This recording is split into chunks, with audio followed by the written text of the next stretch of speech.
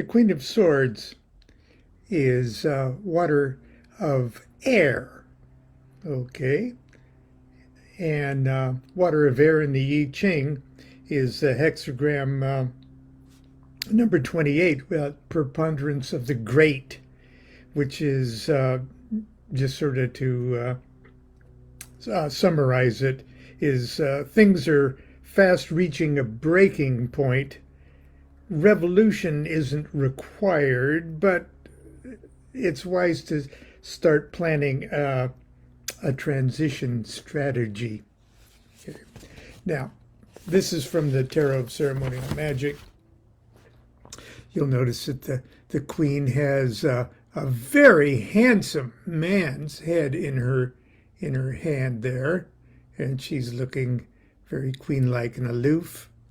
If you were born between September 12th and October 12th, this is, you might use this card as your birthday card.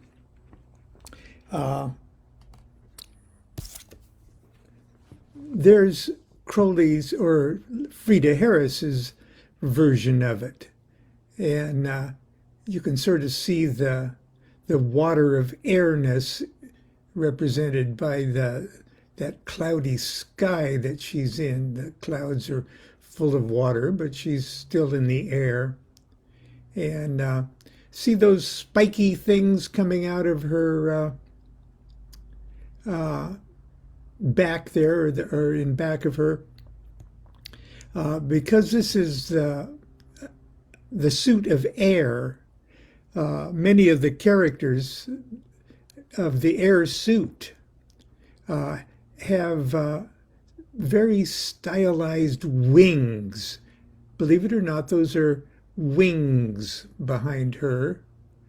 And Frieda Harris used those sort of sharp-edged wings, similar to the shapes of airplane wings and things like that.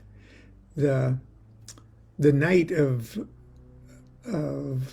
Swords actually looks like they got helicopter wings almost behind him. But anyway, I'm going to talk about the Queen of Swords because many years ago, back in 2004 or 5, I was asked to speak at the Los Angeles Tarot Symposium, excuse me, or LATS. And that was back when there was a LATS. There's a LATS and a BATS, the Bay Area Tarot Symposium. But anyway, the theme of LATS that year was the Queen of Swords. Now, I haven't looked at this. I had like a 14-page presentation with slides and things like that. But I hadn't read it over in a long time. And as I'm rearranging certain files here, I ran across today, and I'm not going to read the whole thing to you, but I did get sort of a kick out of a couple of sections of it, and I'm going to share that with you today. I'm going to talk about the Queen of Swords. Is that a man's head in your hand, or are you just happy to see me? Is the title of it. Who is the Queen of Swords? Who is the Queen of Swords? Before I begin, I want us all to be on the same page concerning the titles I'm going to use when I talk about the court cards today. As we all know, there are a couple of different ways we can refer to these cards. The Waite deck treats the courts as members of a royal administration: King, Queen, Knight, Page. I'm going to use the designations of the Thoth Tarot, which treats the courts like members of a soap opera royal family. the sexy knight who woos the beautiful queen, who bears him 2 children, the handsome prince and the troubled princess. Knight, queen, prince, and princess. When the organizers told me that the theme for this year's Lats was going to be the Queen of Swords, I got scared. I hate court cards. They scare me. They remind me I come from a dysfunctional family. They remind me that we all come from dysfunctional families. Take the Knight of Wands. That's not a knight. It's my mother, whose birthday makes her a Knight of Wands. And that's not a big wand in her hand. It's a wooden paddle, and she's swinging it at my 5-year-old butt. But she misses and slams it along the side of my head, nearly knocking me unconscious. I mean, how close to my butt was my head? Don't answer. Maybe that's why the book says the Knight of Wands suggests, quote, vigorous action, but indicates failure if not successful on the first try. Then there's the Prince of Cups. There's my moody and secretive father. What's he thinking? Why does he put up with Mom? What kind of booze does he have in that cup? Am I going to grow up like that? And how about the Queen of Cups? Worst of all, me. Why? I'm not a queen, am I? When court cards appear in readings, I give to other people, when court cards appear in readings I give to other people, I cringe like I do when someone tells me something embarrassingly personal about their sexual or emotional life. Is this really any of my business? Now I have to talk about one of the scariest, most wonderful and complex court card of all, the Queen of Swords. The gal who in several decks, including my own, is holding a severed head of a man in her hand.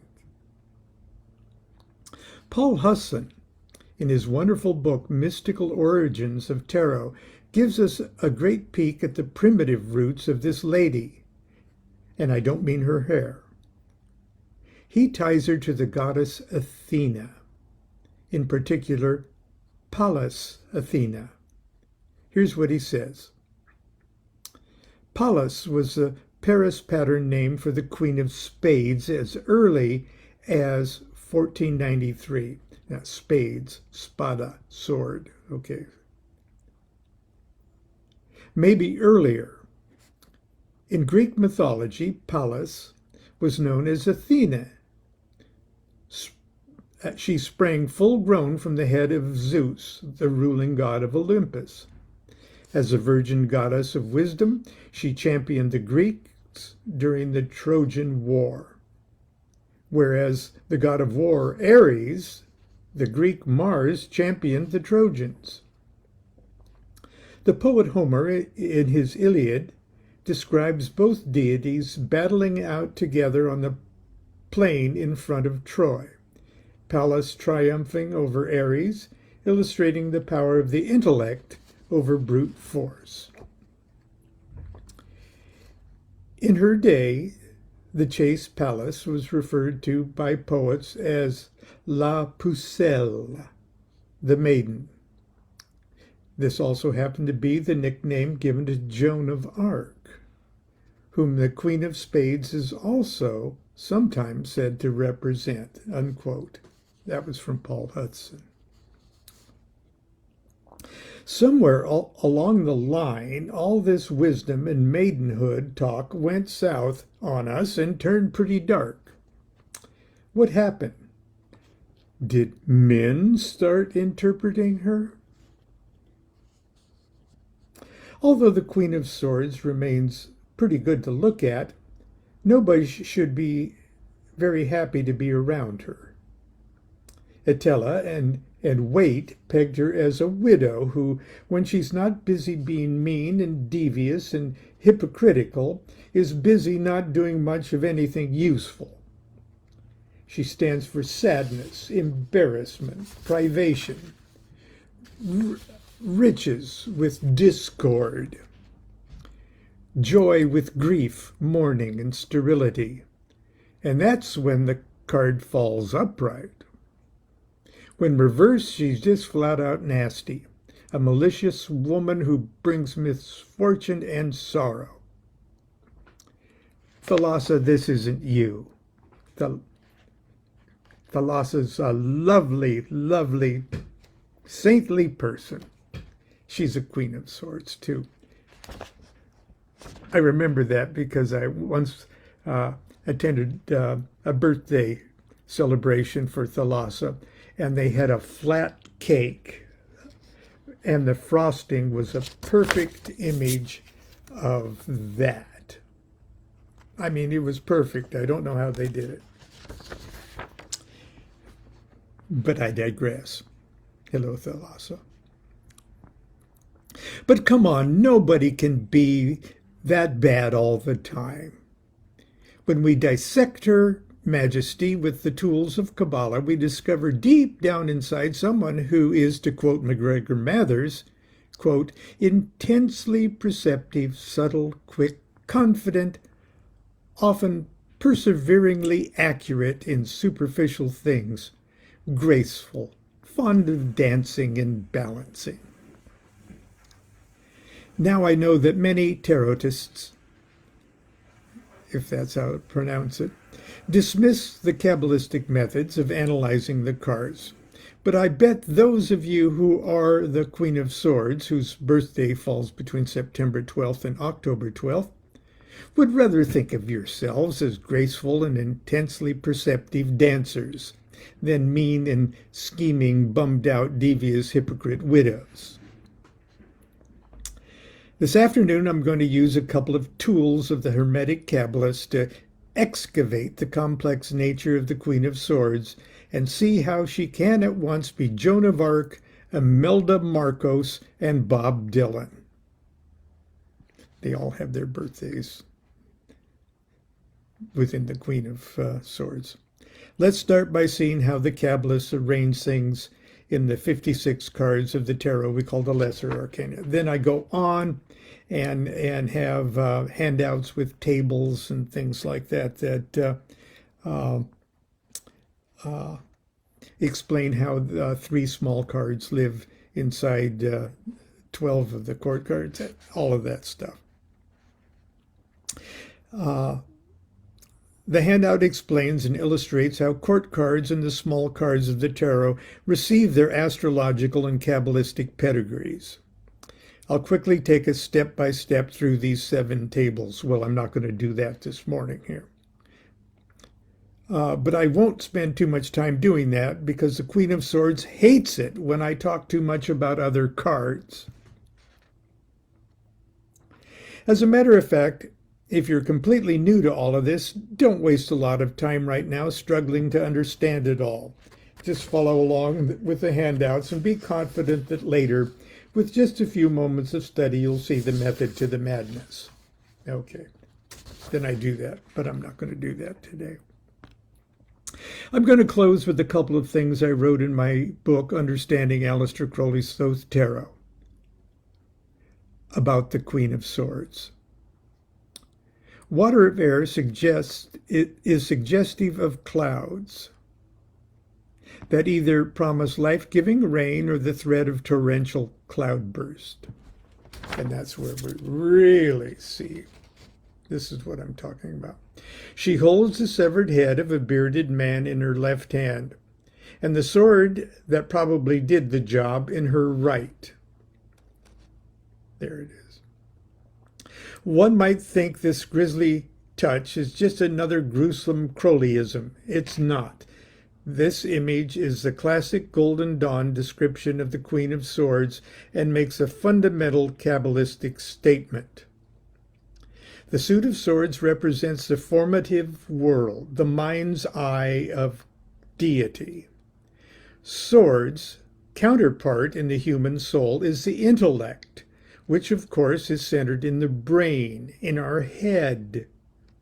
Using the sword of discretion and reason, the queen has separated the higher faculties of the intellect from the influences of the lower nature or animal soul. She's quite literally the liberator of the mind. The head is that of a bearded man, the hermit of Virgo, perhaps.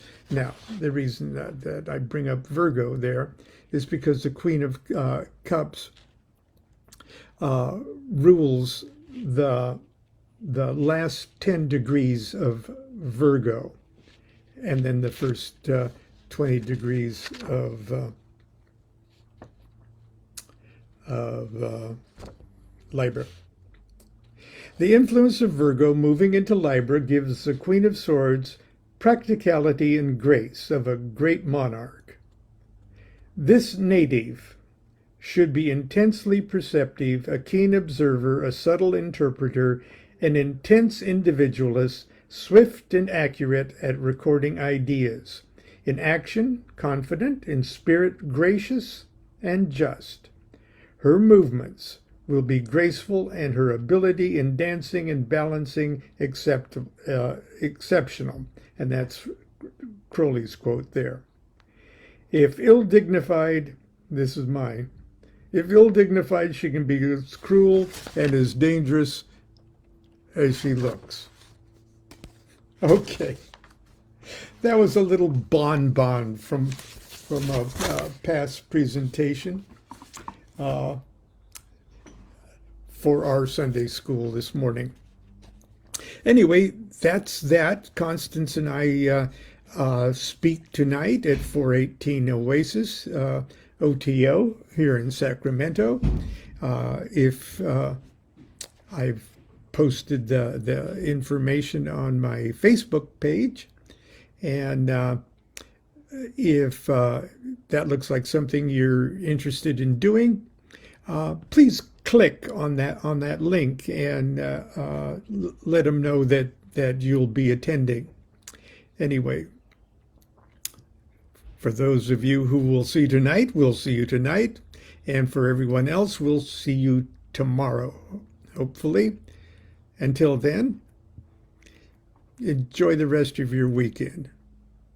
Use the weekend to be good to yourself. Pamper yourself, for heaven's sakes. Do what thou wilt shall be the whole of the law. Love is the law, love under will.